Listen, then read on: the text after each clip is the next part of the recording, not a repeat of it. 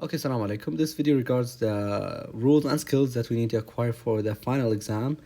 There will be probably another video for the PowerPoint or study guide that we will get from Mr. Hayat. But this video regards only the skills and not the questions. So we can start with the first question, which is power rule and difference quotient rule. Okay, so in order to start with the power rule, what is the power rule? Basically, the power rule is y equals x power n, and to apply the derivative, we can say dy over dx equals, this means derivative, we'll put the n down, so it becomes n times x, and then we'll minus 1 from the n, so it becomes n minus 1. And this is basically the idea of the power rule. Now we can start with this question, and immediately we can notice that the equation here, 1 over x squared, is not in the same shape as this. It's in the shape of a fraction, so let's change it by flipping the fraction. And if we flip the fraction, what will happen? We will also flip the sign of the power. So it becomes, instead of 1 over x squared, it becomes x power negative 2. Okay? Now it's in this form. We can now put the x power 2 down. It becomes negative 2x, and then minus 1 from the negative 2, it becomes negative 3. Be careful not to write negative 1. Some students may think that negative 2 minus 1 is negative 1, but no, it's negative 3. So now we will just flip the x, and it becomes negative 2 times 1 over x cubed. Negative 2 times 1 is basically the same negative 2, so negative 2 over x cubed. And this is our final answer. Now we'll put this answer up here because we'll compare it with our difference quotient rule if we solve it in that way, because here it says confirm it using the difference quotient rule. So if we get the same answer, then it is correct. If we don't get the same answer, then we made a mistake. And we can start with writing the formula for the difference quotient rule, which is lim h tends to 0, and we have here f of x plus h minus f of x over h, and this is basically our formula. Now let's get our f of x, and let us get our f of x plus h, and then we can just plug in our values. So f of x, we already have it, which is 1 over x squared. So if we go here, we write f of x equals 1 over x squared. Now f of x plus h, we will just put h beside we will replace the x with x plus h, so it becomes 1 over x plus h, and the square will stay the same. So this is f of x plus h, and this is f of x.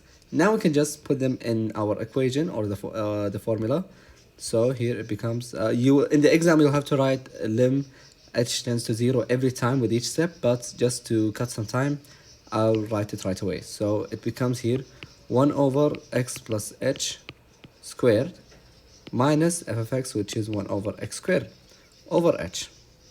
Now, because here we have fractions and we have subtraction, we must make the denominators the same. So we will cross multiply, and we will multiply the denominators together. But since we have them as a fraction, then they will go down.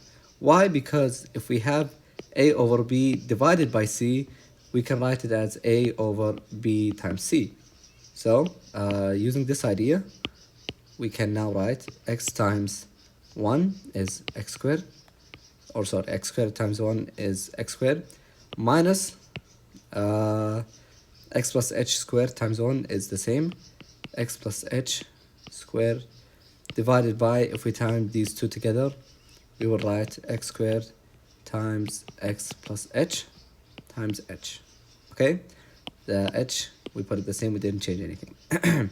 Now we can just expand this, so it becomes the polynomial x squared minus x squared plus h squared plus 2xh.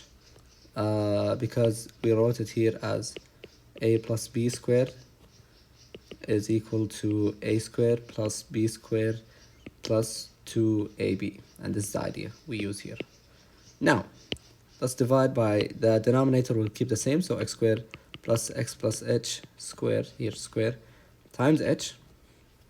Now we will distribute the negative on all of these values, so it becomes x squared minus h squared minus 2xh over the denominator again will stay the same, x squared times x plus h square or whole square times h. Now in this case we can cancel the negative x squared with the positive x squared, and we can cancel here the h with this h, and again we can cancel this h with this h. The power 2 becomes power 1 because in division we will subtract the powers. So what we have left is negative h minus 2x over x squared times x plus h whole square. In this case, now we can sub in for the value of limit h tends to 0. So the value of h is 0, which means that this is the same, it becomes 0, so nothing changes. So this, we can write it as x squared right away. And again, here again, 0 and negative 0 the same, so it doesn't matter. So we're left with negative 2x over x squared times x squared is x power 4. So we can just ضرب x power 4 with x, and finally it becomes negative 2 over x cubed. And if we take this answer and let's confirm it with our power rule answer, we go up, and as we see it is the same. Here the same and here the same, they are equal, hence we got the right answer. Now let's go to question 9. What is question 9? This uses the so here we use two ideas. One, power rule. We use quotient rule.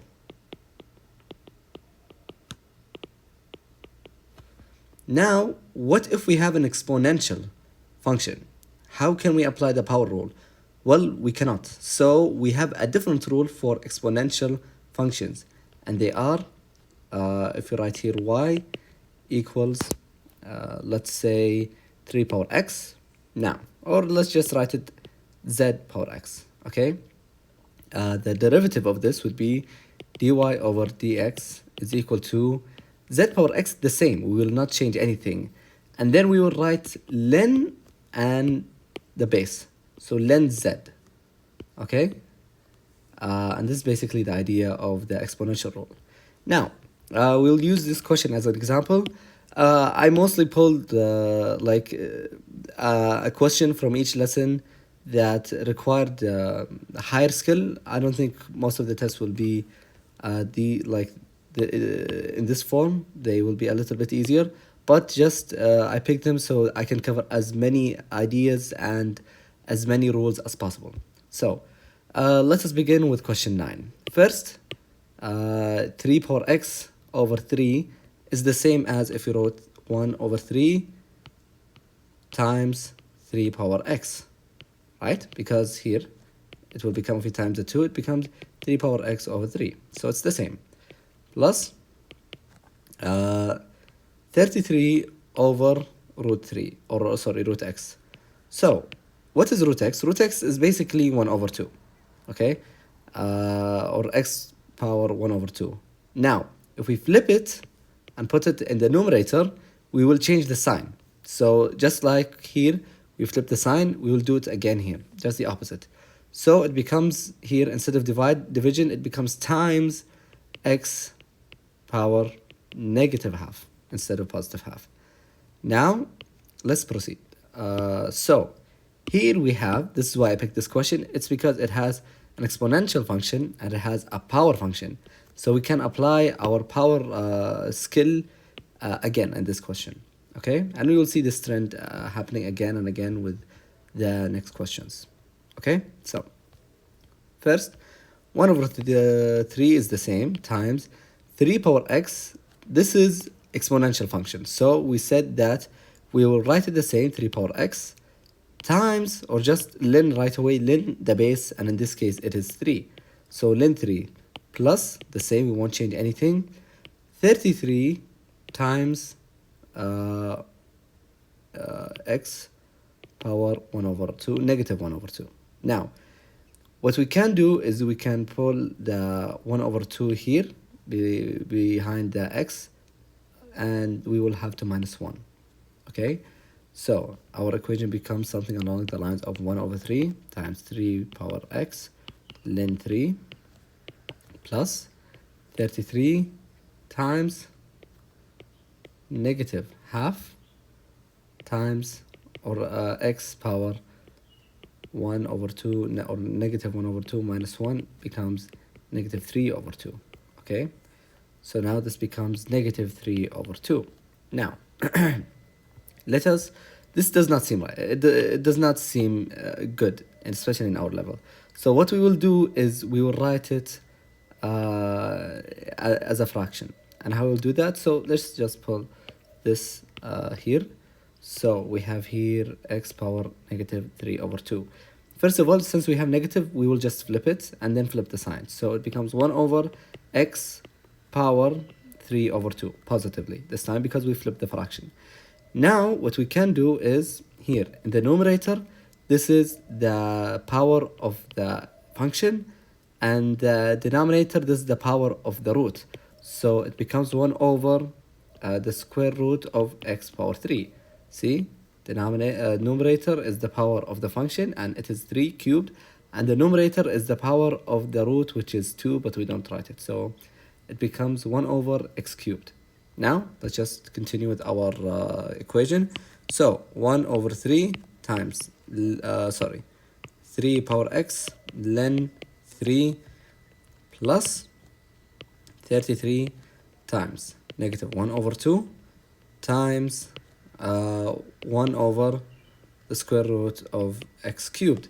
We can just time negative 2 by the square root of x cubed, so it becomes 1 over 3 times 3 over x ln 3 plus 33 times 1 over or negative 2 root x cubed.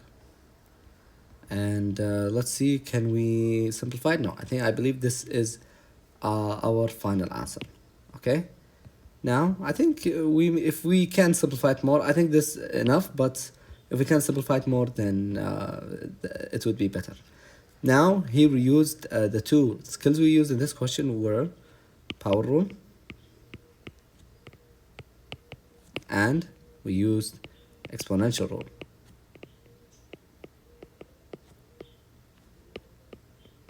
Okay, now in this question we will use the product rule. So let's just write it here. Product rule. What is the product rule? The product rule states that if we will have two functions, or three, or even four, it doesn't matter. But in this case we have two. So we have here f. We'll label the first function as f, and we will label the second function as g. So our the product rule states that the derivative of this function is going to equal to the order doesn't matter, so I will write g prime f plus f prime g. This is basically the idea. Now in this case we will need four values. We will need what g equals to, what g prime is equal to, what f is equal to, and what f prime is equal to. Okay, so let's find well, we have f and g right away. So f is going to be t squared plus 3, and g is going to be e power t. And for the derivative of e power t, again, now we'll use the exponential rule. So it becomes e power t ln e, and since ln e is basically equals to 1, so we can just not write it, and it will equal the same thing, which is e power t.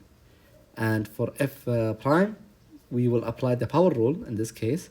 So the 2 will put it behind the t, so it becomes 2t, and then 2 minus 1 becomes 1, so we don't have to write it, plus 3. The derivative of 3 is always 0. Why? It's because all of the derivative of all of the constants are zero all the time. Okay, so now we can just plug it in the formula. So what is g prime? G prime we said is e power t, so e power t times f. What is f? We have f here, which is t, what is it? Yeah, t 2t, 2t. Oh, sorry. What do we have? Oh, sorry. Yeah, the normal form. Okay.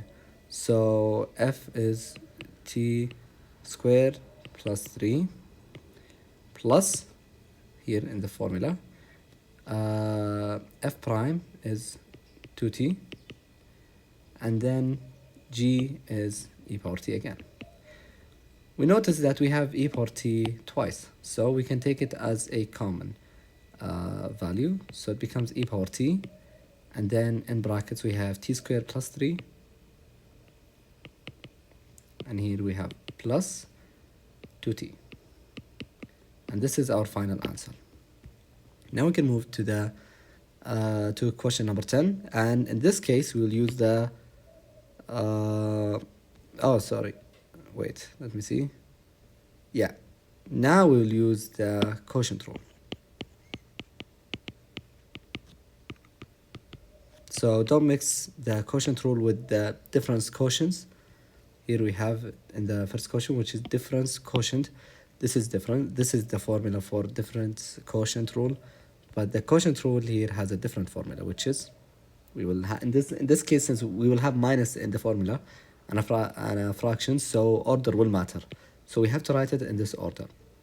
It is g times f prime minus, okay, this fraction is a bit too big. Okay, so g times f prime minus f times g prime over h squared. So this is the formula for the quotient rule.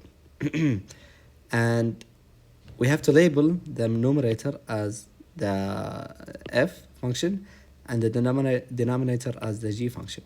Okay, and again we will do the same thing. We will determine what is g, what is f, what is g prime, what is f prime. And here let's write it here. So f prime, g prime. So f here is 25x squared, and f prime is going to equal to, again we will use the power rule.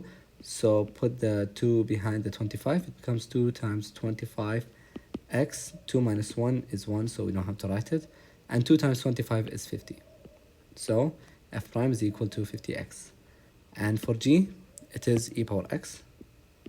And again, since we learned that e power anything is gonna, the derivative of this will equal the same thing, so g prime will equal e power t 2. Now we can plug in these values in the formula. Let's put it in blue. So g, so let's write it, g is e power t times f prime, which is 50x, minus f, we have it 25x squared, times g prime, which is again e power t. Okay, again we have e power t twice, and we have x twice. So we can take these two as a common value. So it becomes e power t times x, and then we can write it as, or maybe not, let's just write it as, let's just take e power t as a common. So we write e power t 50x minus 25x squared. Okay, I'm not sure if we can take the x as a common value. I'll check later. Now I believe we are done with the question number 10 using the quotient rule. We can move now to, okay, it's not, this is the second last question. In this case, we will use the chain rule, okay? And the chain rule states we basically have, it's a composite function. We have more than one function together, clubbed together. So we will have to divide it into two sections. the outer function and the inner function. And we can have more than two functions, but in this case we have two functions. What are they? The first function, the outer function, is half. Why half? Because as we learned, roots means 1 over 2. So we can write this equation as x squared plus 9 over x plus 3 power half. So this is our outer function and this is our inner function. So what does the chain rule state? It states that we will have to get the derivative of the outer function and times it by the derivative of the inner function. So let's start with the first step, which is getting the derivative of the outer function. So as we have here, it's a power function. So we can just use the power rule, which is put the half down and then minus 1. So it becomes half times x squared plus 9 over x plus 3. And half minus 1 is negative half. Okay, now we need to get the derivative of the inner function, and in this case it is x squared plus 9 over x plus 3. Now we will have to use the quotient rule. So this is why I like this question. It uses more than one idea and skill. So if you solve it, then you will be you will know that you understand the concept of either the difference quotient rule, the quotient rule, the product rule, etc. So now as we said, the rule for the quotient rule is g times f prime minus f times g prime over g squared. So here we will have g prime f prime. Okay, now g is equal to x plus 3. As we said, the upper will be f, the lower will be g. So g is x plus 3, and the derivative of this will be, we said that the derivative of a constant is always 0, so 3 becomes 0, and the derivative of x is always 1. So it is 1. And for f, we have x squared plus 9 over, for the derivative of f function, it becomes, we'll use the power rules, so we put the x down, and we put the square down and we minus 1 from it, so it becomes 2x, and since we have a constant, it is equal to 0, so we won't touch it. Okay. So now we can plug it in the rule. Let's just write this equation the same. So it is 1 over 2 times x squared plus 9 over x plus 3 to the power of negative half. And we'll have to focus on the negative, but we will do it in the next step. For now, let us just here times the derivative of the inner function, and let us plug in our values. Now, the formula states g, which is x plus 3, times f prime, which is 2x, minus f, which is x squared plus 9, times g prime, which is 1, over g squared, which is x plus 3 whole square. So we now have to flip this fraction because we have a negative power here. So we will have to write it like 1 over 2 times x plus 3 over x squared plus 9 to the power of positive half this time. Because we flip the fraction, we can flip the sign. Now what we can do is we will have to distribute the 2x on both x and 3. And again, with the 1, it will be the same, so we'll just distribute the negative in this case. So it becomes times 2x times x becomes 2x squared, plus 2x times 3 is 6x, minus x squared minus 9. Minus 9 because we distribute the negative on the positive 9, over x plus 3 whole square. Now, we can just collect like terms. So here we have negative x squared and positive 2x squared. And for this one, we will write the square root for it. So here it becomes square root of x plus 3 over 2 square root of x squared plus 9. And you can simplify it and make it as 3 power 2, but we will just write it as this. Times, here it becomes x squared plus 6x minus 9 over x plus 3 whole square. And this is our answer. So here we covered two ideas, which are chain rule along with quotient rule. Okay, moving to the last question. Question number 43. The new idea will be dealing with this question, and skill is dealing with trig functions. So sine, cosine, tan, etc. In this case, in this lesson, we learned three rules. That being, the derivative of sine x is, okay, that's just, yeah, sine x. So sine x, the derivative of it becomes cosine x. And the derivative of cosine x is negative sine x. So be careful, it's not sine.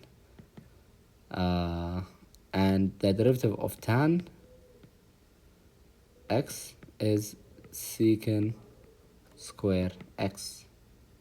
Focus on the square because if you forget it, it's a completely different function. Now, let us start with this question. And this question will be dealing with trig, as this being 3.5, lesson 3.5. And we will also deal with the chain rule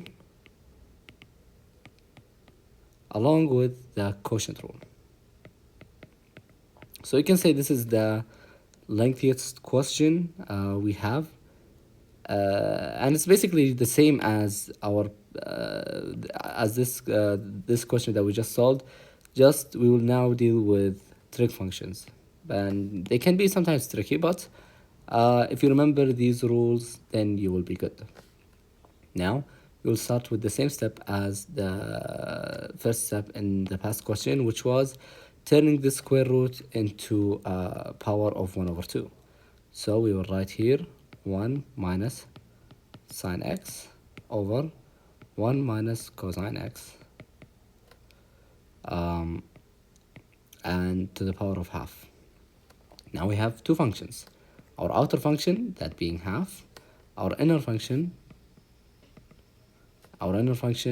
that being 1 minus sine x over 1 minus cosine x.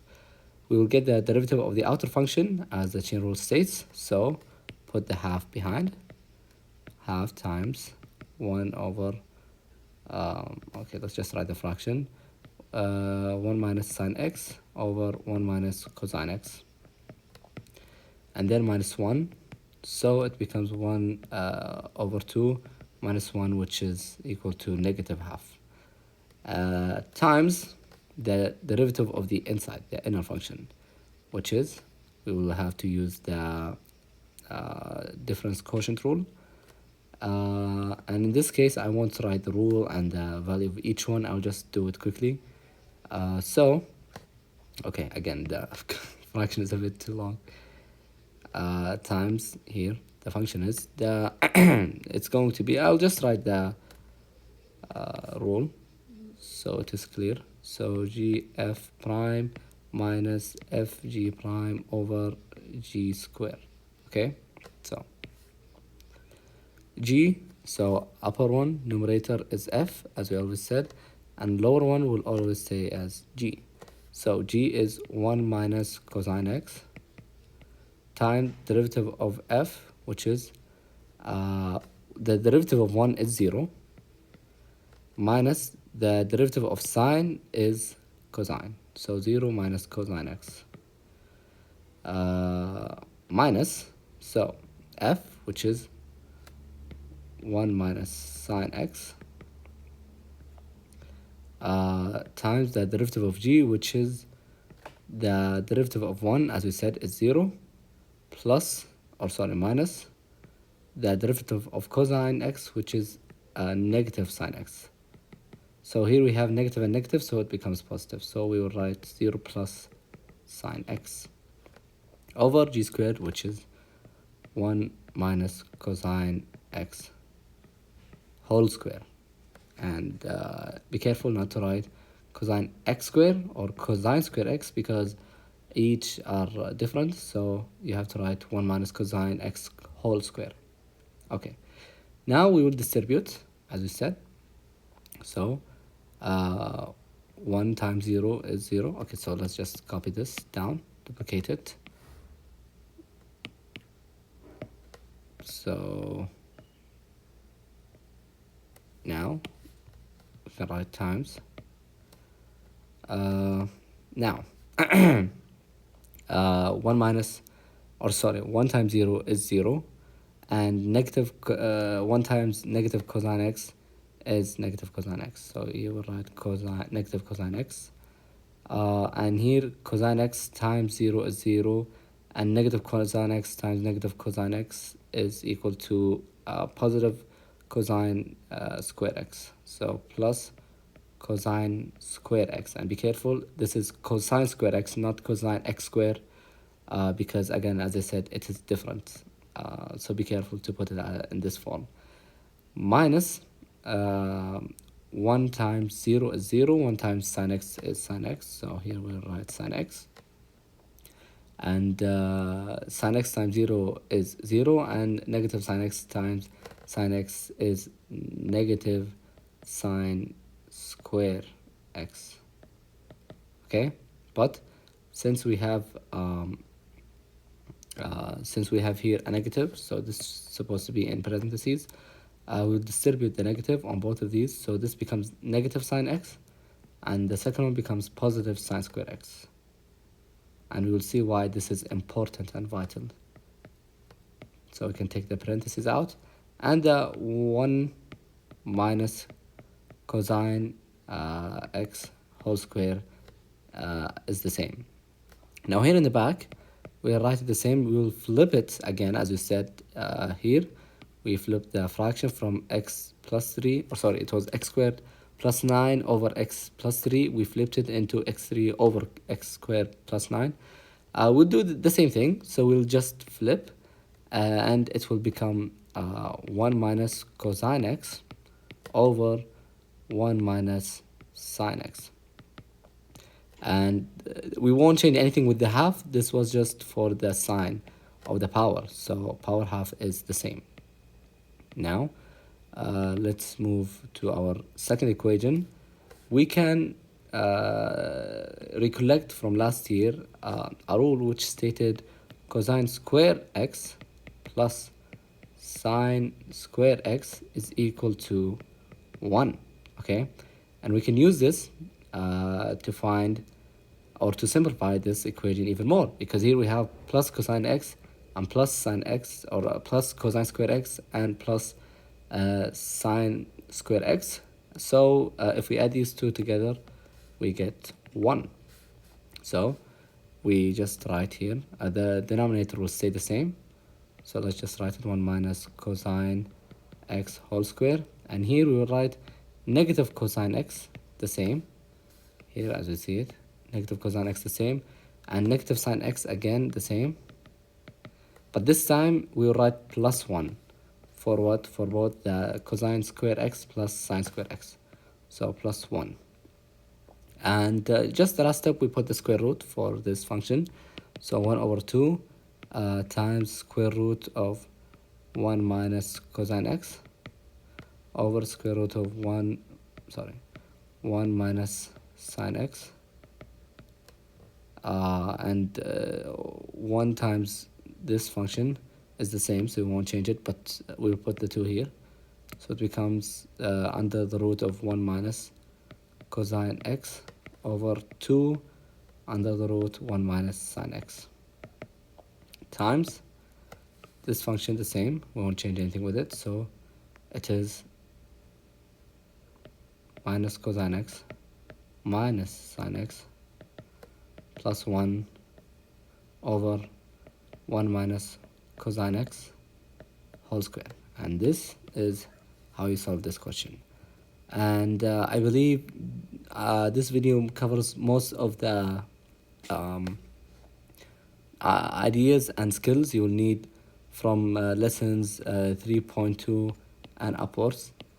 There are a couple more skills, but these were from the last quiz, so you can just watch the last video if you needed any help with them.